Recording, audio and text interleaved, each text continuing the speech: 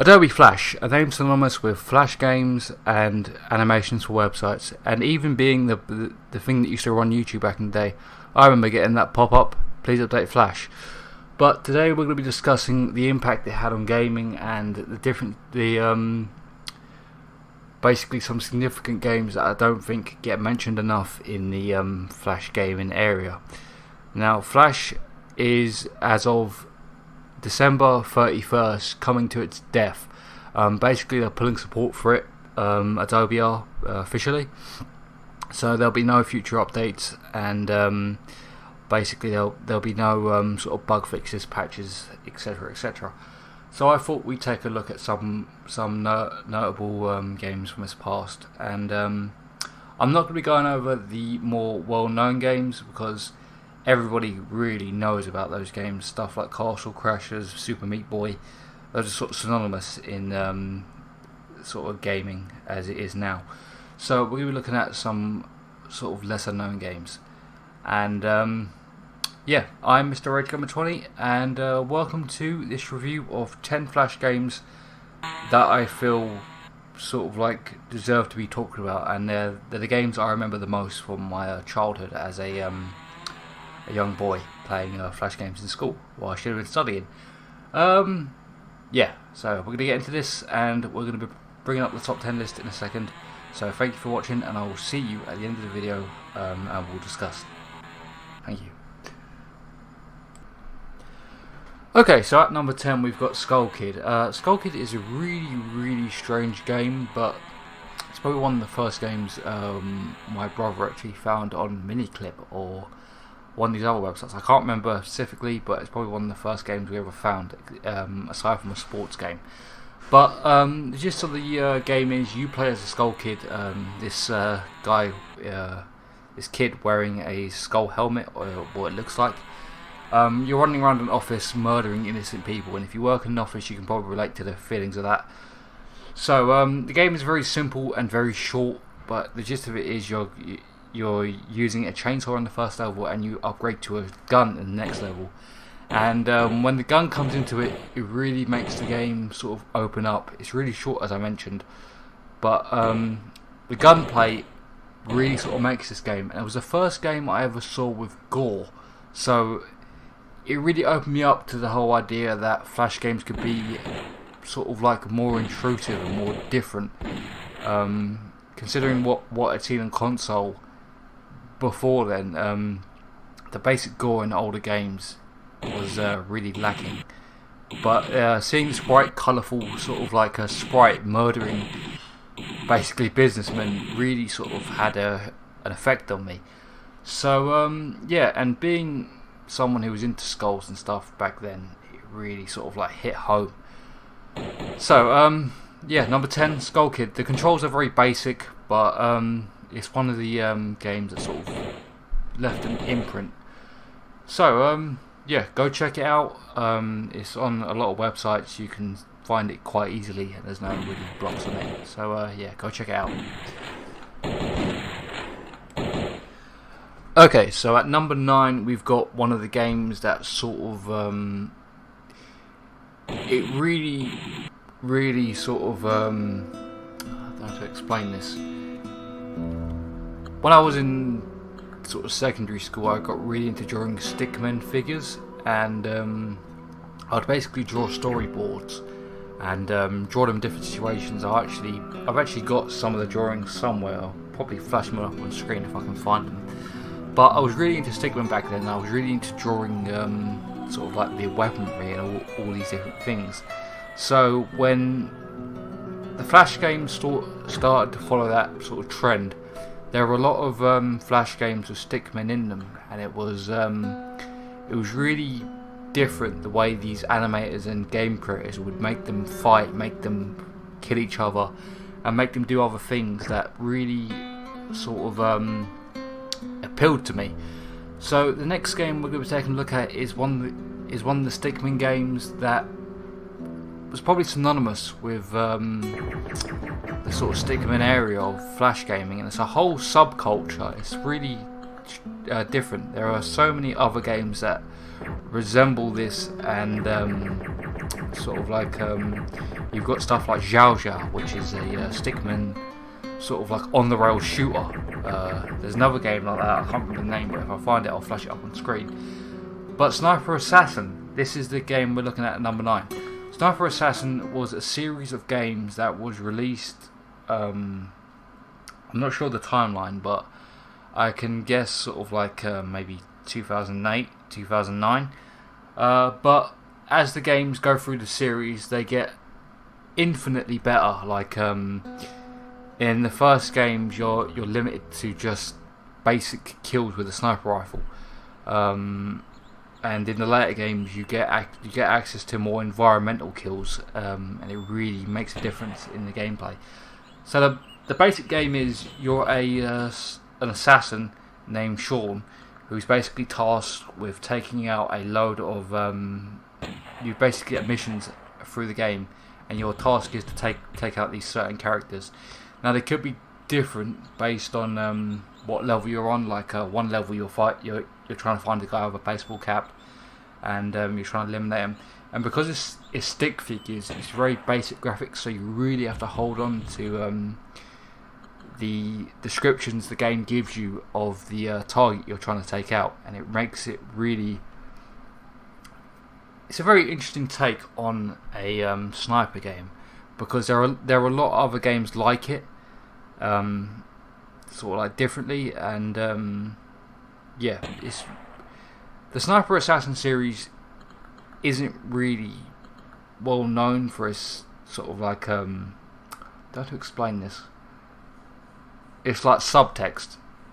You're basically just a sniper killing people, but as the games progressed, the story got infinitely more better. It sort of like began to grow on you, especially in the second and third games.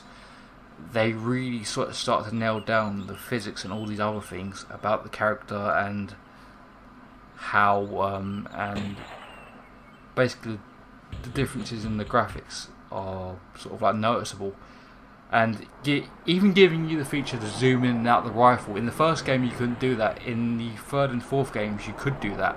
So you see the progression of the different things, and yeah, it's one of the sort of like go-to Flash games I would go to if I was bored and need to kill about 10 minutes, because the levels are really interesting, the way they set you up, and different enemy types.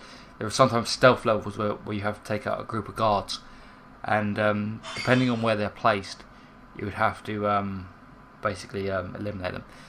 Controls are just the mouse. In the later games you've got to use the Z and X keys to zoom in, but for the basic controls it's just the mouse. And yeah, it's a very good game, a very good series of games to take a look at if you're bored and have 10 minutes. Yeah, that basically sums up my thoughts on this game. It's really good. Probably one of the best sort of stickmen sort of like fighting games I ever encountered, apart from the next game we will talk about in the list in a second. So yeah, check it out. Okay, so the next game in the series is the next game on the top 10 list is number 8. And the game we're going to take a look at now is Electric Man 2HS. Now, Electric Man 2HS is basically a fighting game, but as I mentioned in the last entry, it's a stickman game. You're basically playing as a stickman, fighting these different factions. It kind of reminds me of Warriors in the way it sets you up against different sort of like factions. You've got the Toxic, you've got the Volcanoes, I can't remember, but you've got all these different sort of like gangs, if it were. You're fighting gangs, and the only differences between you and the gangs are, one is your character glows, and you can change the glow in the menus at the start of the game, and the enemy characters have like different heads and different accessories. Like the Toxic have gas masks and boots and all this other stuff. And yeah, it's The gameplay basically revolves around you using the WASD keys and the QER keys. Basically, you can jump up combos by using those keys, and depending on your power, you can throw combos out and do different things with the character. Like if you hold D and Q and run past the character, you can grab them and throw them up into the air, and you can do different slow-mo attacks. And coming from Mortal Kombat and Street Fighter, this is a very basic game, but the fact that it has different sort of like enemies to attack and like this whole tournament system that's built into the game is really, really cool. I remember finding this in, I think, middle school, and I was just blown away by how literally fun it was, and it was so simple. It was so simple yet so fun. And yeah, and then the soundtrack for this game, that intro music, oh my god, that is burnt into my skull as probably one of the best game soundtracks I've ever heard. And it's a Flash game. It's really cheap to produce, but that soundtrack is just, it's amazing.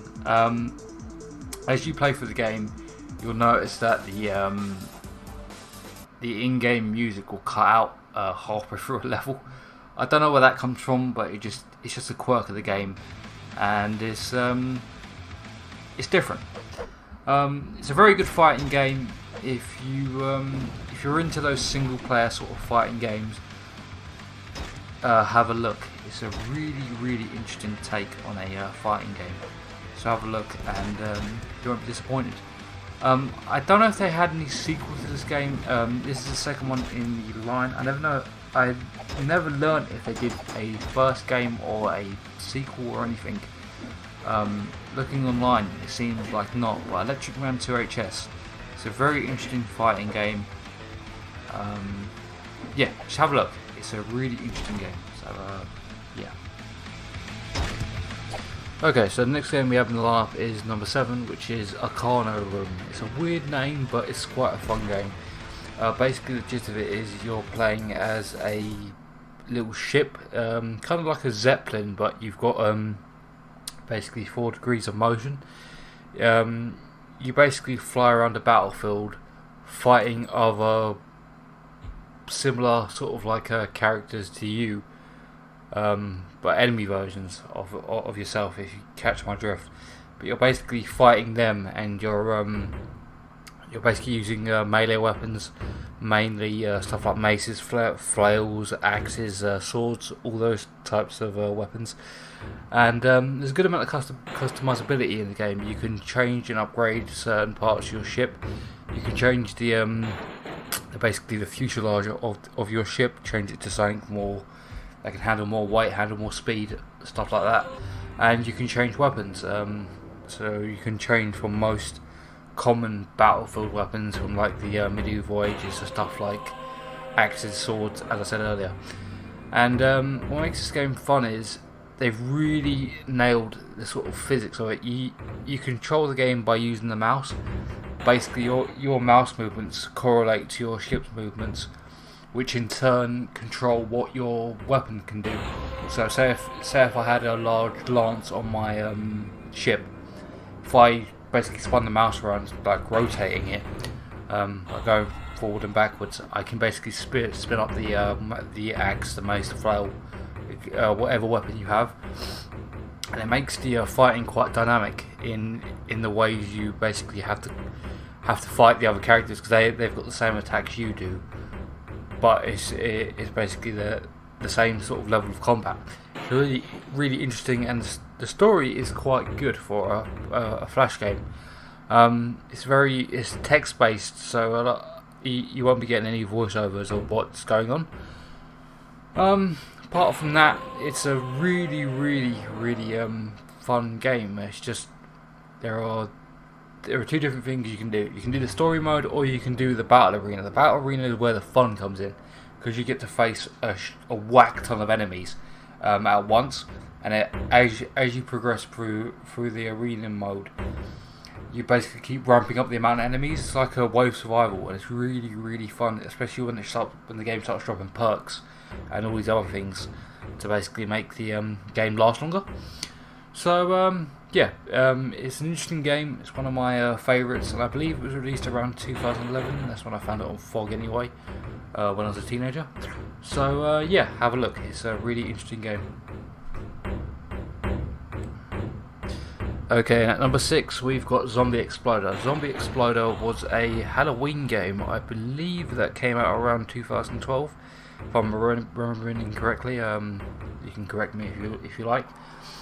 But basically, it was around Halloween. It's a zombie game, and there were a few interesting zombie games on the Flash.